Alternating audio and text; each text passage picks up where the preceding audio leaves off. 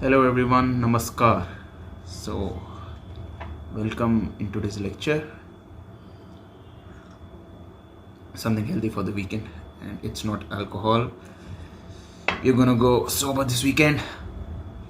Just kidding. So let's begin today's lecture. Today's lecture is on one of the most awaited lectures, one of the most asked lecture from my previous courses regarding these stone remedies. Like I promised you, it's gonna be something like never been taught before, especially never been taught before this way.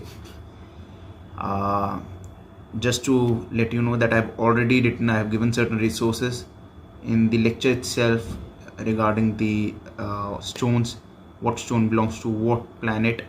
So you'll have all that stuff. You can read it over there. I will be telling it in the lecture as well, but you have that in a written form as well.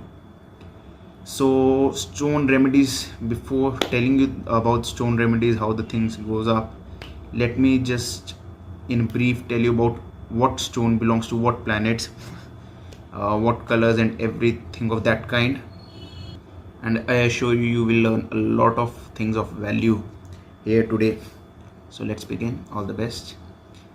So guys, sun, the stone for sun is ruby. Ruby here in India is called manik. The stone for moon is pearl, called moti in Hindi.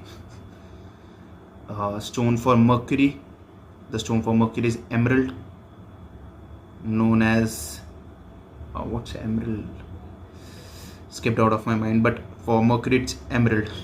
Panna, it's called panna in Hindi. Stone for Jupiter is yellow sapphire, known as Pukhraj. Stone for Saturn is blue sapphire, called Neelam here in India and Indian subcontinent. Stone for Rahu is signified by garnet or hessonite, called gomed in Hindi. Then cat's eye, Lesunia in Hindi, which you can say to be cat's eye, belongs to Ketu. Then we talk about Venus, Shukra Graha. Venus, the planet Venus. The stone that belongs to Venus is diamond. The last planet, Mars, Mangaldev. The stone that belongs to Mars is red coral. Not any coral, there are variety of coral that comes into the market, but it's specifically the red coral, not white coral or any other coral, not orange coral, it's the red coral. So now a lot of you must have been thinking about what are about Rashi stones, the zodiac sign stones, the birth stones, or today different kind of stones that have come up in the market, even the substitute stones for the primary stones. So firstly, I'll explain you something about those things, those stuff, the zodiac sign stones, the birth stones, the substitute stones. And how about if we have talked about it, how we've just named it, how about we start with the substitute stones. See, today in the market, when you go somewhere, you talk about stones, specifically the stone remedies related to Vedic astrology. A lot of times you will be asked to wear certain kind of stone which is not the primary stone for the planet. For example, the primary stone for Jupiter is yellow sapphire, but you might be asked to wear substitute stone against it, maybe like citrine. Citrine is a substitute stone for Jupiter, also known as sunela. It's a yellow color glass looking kind of a stuff of stone. For Jupiter, for Venus, whose stone is diamond. They might ask you, if you can't afford a diamond, just wear a zircon, CZ, American diamond, cubic zirconium. For blue sapphire, again another expensive stone, they will ask you to wear Firoza, turquoise. So a lot of those stuffs are coming up. For as a substitute to emerald, they might ask you to wear green sapphire. Another cheap substitute for diamond is for Venus, for not diamond but for Venus, another substitute stone is opal. If you would know it, you can Google it out. So in the upcoming courses, I'll also be showing you the stones as well, but I'm gonna keep it at very mundane level for this course. So they'll ask you to wear these substitute stones. Now, do substitute stones work? Are they more effective than primary stones? Are they equivalent? Not even more, are they equivalent in effectiveness to the primary stones? See, I won't comment upon it. This is something you are the best and the wisest judge for yourself. See, thing is, these substitute stones sometimes come at a price of as low as 1/10 to the primary stone. If you go out looking for a opal, a high quality opal even might come for 1/50th or one even sometimes 100 of the price of a good, great quality diamond. A brilliant quality turquoise will only cost you 1/50th of a brilliant quality blue sapphire. A citrine, an actual citrine, should cost you probably something like 1,000 of the equivalent quality of a yellow sapphire. And that's what the thing is.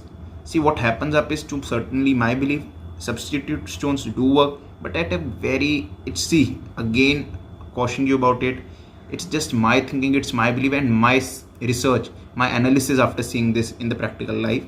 The substitute stones works to a very, very not the deepest level one would be looking for.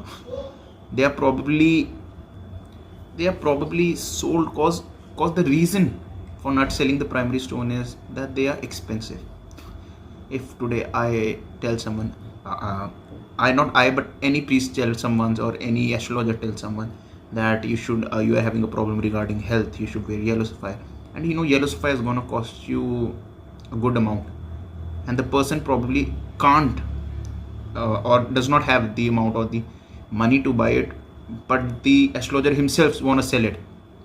He wants to sell it and make certain profit on the stone, and if doesn't want to sell it, he generally knows the person can't afford to buy it, but he definitely requires a stone remedy. They'll offer him a cheaper one. Now if the person cannot buy a $1,500 or $2,000 yellow sapphire, they'll offer him a $100, which is way more affordable, or sometimes even a $10 citrine stone. But honestly, I haven't seen that working in my analysis. You might have seen that showing wonders. Haven't seen that one. Haven't seen anytime soon the substitute stones working. I know a bunch of people who wear substitute stone for only the reason that they could not afford the actual primary stone, and it hasn't shown such kind of a result which it should have been according to their charts. So it's your call, it's completely your analysis. You're the best judge to make the decision if you want to go with the primary stone or the substitute stone. Even if you're giving a reading to some native, you want to offer them a primary stone or a substitute, it's completely your call. You are the best judge to it. I'll stick to what I have studied, I have stick to what I have seen, especially working up. I have seen primary stones doing wonders, especially certain kind of stone. Talk about blue sapphire. I see blue sapphire reacting very early. I have seen yellow sapphire in my personal case working, and not always for positive, but has shown me working up really as soon as I wore it. And actually, as soon as someone wore it, I saw it working up like this quick. You talk about I've seen red coral working very fast. I haven't seen opal, cubic zirconia, turquoise or things like that working up, not even fast. I haven't seen any results of them so far, but it's your call. It's completely about you. I have told you about what primary stone belongs to which planet, what secondary stones are, why are they used, mainly related to the money problem of the client. Either he cannot afford it and the astrologer or the priest or sometimes the stone seller wants to make a profit, so they'll just offer it like that. So that's completely your call. Now we'll come to zodiac sign stones, also known as Rashi stones or birth stones. Now see friends, I've seen something that today some people have given a particular stone to each month where you are born in, or some kind of a zodiac sign to yours, and they call it a birth stone. Personally, I won't lie about it. I have zero knowledge about it. I have never required to study it because I've seen the planetary stones creating wonders that I've never gone through them. And in fact, when we'll do the course later upon, which is going to be much more in an organized manner and a detailed way, where you will be actually be given something that's going to drive you completely into the land of astrology, you'll get to know actually that it's your birth date is not the actual birth dates regarding the planetary placements. you get to know what time of the year you should actually be celebrating your birthday. Your birth date is not your actual birth date for every year. I'll give you a hint. It's with the planetary position of moon and transits of moon and sun and their placement that decide, okay, last year at this time you were born. So just giving you a hint. So according to it, sometimes months of your birth especially changes. So I don't know, I cannot make it about how does a monthly stone be like same for you every year. So again, no disregards to them, I have probably a lack of knowledge about it. Now I'll come to something that I expertise in, or I love studying about, I have learned about, I have researched and analyzed about the planetary stones. Already told you about what planet belongs to what stone, or what stone is signified by what planet. Now why do they work, or what work do they do? See, a huge part of stone remedy is well attached to the color remedy. What happens is that when you wear a stone for like always, while you're sleeping, you're woke, you're just probably going out for a gym or bathing.